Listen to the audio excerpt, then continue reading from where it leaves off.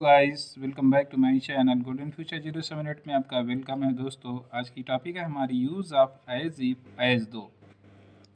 तो दोस्तों आज मैं बताने वाला हूं आपको कि एज इफ और एज दो का यूज कहां पर होता है या कहां पर किया जाता है।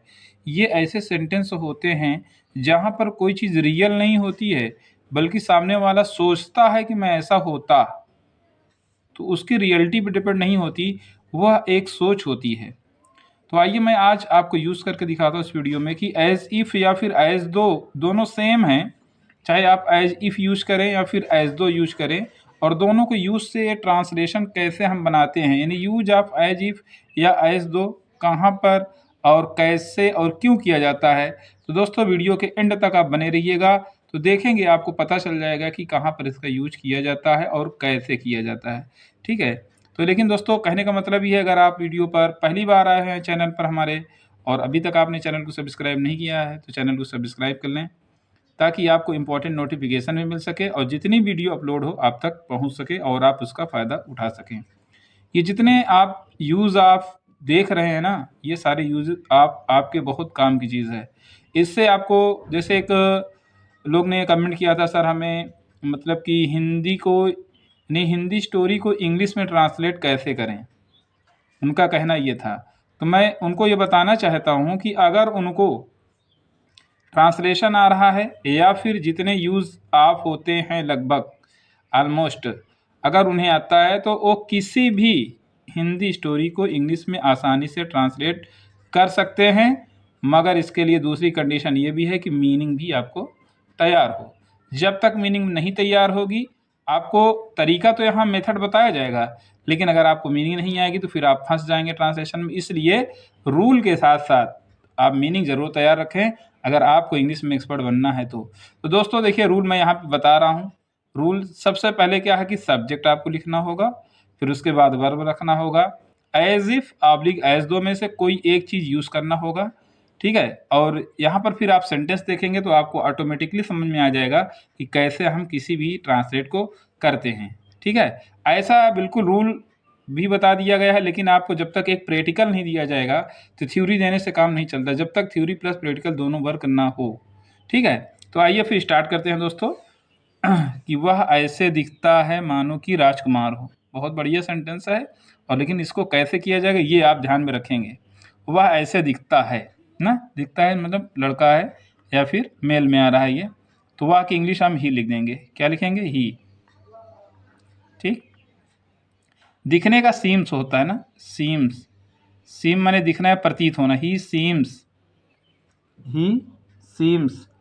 सीम्स के बाद हमने सीम्स वो दिखता है ना, मानो की, मानो की या फिर जैसे की, मानो की या फिर जैसे की। यहाँ पर की छोटी की मात्रा आप लगा सकते हैं, यहाँ पे हटा दें, कोई दिक्कत नहीं है, क्योंकि जो मानो की होता है जल्दी से, तो मानो की, तो यहाँ पर आप कर दें एज इफ। क्या यूज़ करेंगे? As if. यहाँ पर सब्जेक्ट को दो बार रिवीजन किया जाता है। जैसे एक बार सब्जेक्ट यहाँ पर आपको बताया गया ही, तो ही सीम्स एज इफ ना, एक बार सेंटेंस और रिवीजन किया जाएगा, तो यहाँ पर हम करेंगे ही। क्या करेंगे? ये जो सब्जेक्ट है एज इफ के बाद एक बार दोहराया जाएगा, राजकुमार हो। अब यहाँ पर आप देख रहे हैं तो यहाँ पर हो तो आ रहा है, लेकिन यहाँ पर हो की इंग्लिश नहीं यूज की जाएगी, इसलिए कि खाली वो दिखता है नहीं रियल में, इसलिए वास्तविकता को शो करने के लिए यहाँ वेर का यूज किया जाएगा। आप सोच रहे होंगे सर ये प्रेजेंट में आप पास्ट का वर्ब क्यों यूज़ कर रहे हैं, तो मैं आपको बता दूं, जब कोई चीज़ वास्तविक नहीं होती, रियलिटी नहीं होती, उसको सिर्फ कल्पना की जाती है, उसे सोचा जाता है या ध्यान या ख्याल में लाया जाता है, तो वहाँ पर वर का ही यूज किया जाता है। ही वर अ प्रिंस, प्रिंस मतलब राजकुमार, ही वर अ प्रिंस। ठीक, इस तरह से किया जाएगा इसको। लगभग जितने भी सेंटेंस हैं सभी में वर का ही यूज किया जाएगा। ठीक है। और फिर उसके बाद दोस्तों दूसरा आप देख रहे हैं, वह ऐसे बात करती है जैसे कि रानी हो ना, बात करती है फीमेल है, इसलिए हम यहाँ शी करेंगे। शी, बात करने का स्पीक्स होता है, सी स्पीक्स यानी बोलती है, सी स्पीक्स एज इफ, या फिर चलिए एक बार एज इफ यूज हो गया है, हम दूसरी बार जो है एज दो यूज कर दें, कोई दिक्कत नहीं है। एज इफ एज दो में से कोई दो में से एक यूज कर सकते हैं। फिर उसके बाद शी एक बार फिर से आप दोहराएंगे, जैसे कि इसमें ही दोहराया गया है। शी वर भी लगाएंगे आप, शी वर। रानी की इंग्लिश क्वीन होती है, तो queen, QUEEN, she were a queen, queen. ये हो गया। एक बार फिर से आपको समझाते चलूँ मैं, ताकि फिर दोबारा हो सकता है कि आपको मतलब समझाने के लिए वीडियो फिनिश हो जाती है या फिर दोबारा समझाने का मौका नहीं मिलता, इसलिए आपको यहीं से मैं क्लियर करते चलता हूँ, ताकि एक दो चीज़ जब सेट हो जाएगी ना, बाकी ऑटोमेटिकली आप खुद कर लेंगे। जैसे वैसे दिखता है मानो कि राजकुमार हो, he seems as if he were a prince. ठीक।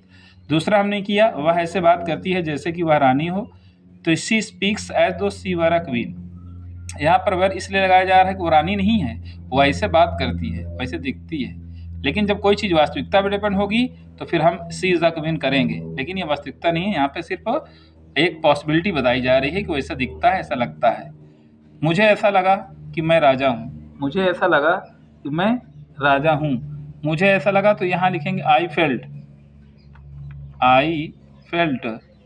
नहीं मैंने अनुभव किया, एहसास किया, मुझे ऐसा लगा ना।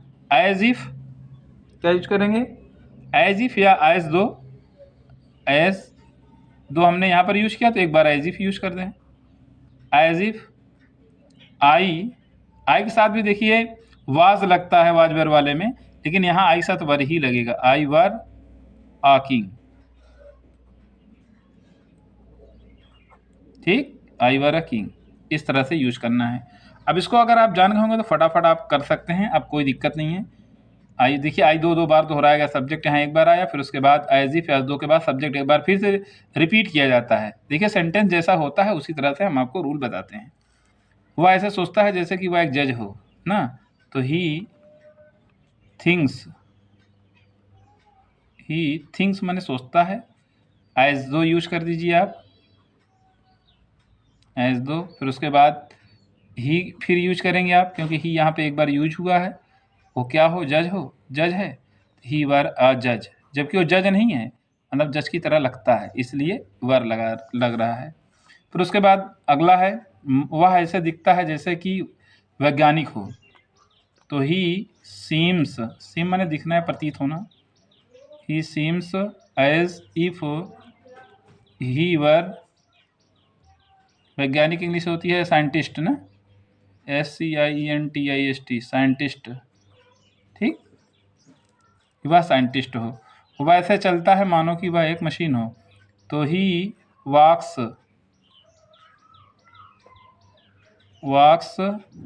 एज दो,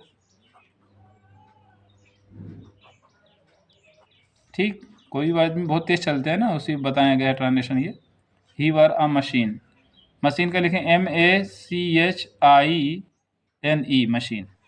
तो दोस्तों ये रही आज की हमारी topic, translation use of as if, as though. As if या एज दो का प्रयोग कहाँ पर किया जाता है और कब किया जाता है, इस वीडियो मैंने दोस्तों क्लियर किया है। उम्मीद करता हूँ दोस्तों आज की वीडियो बहुत ही अच्छी आपको समझ में आई होगी, और बहुत ही अच्छा इसका रिस्पांस रहा है हमारे देखने वाले यूट्यूब वॉचर जितने भी हैं।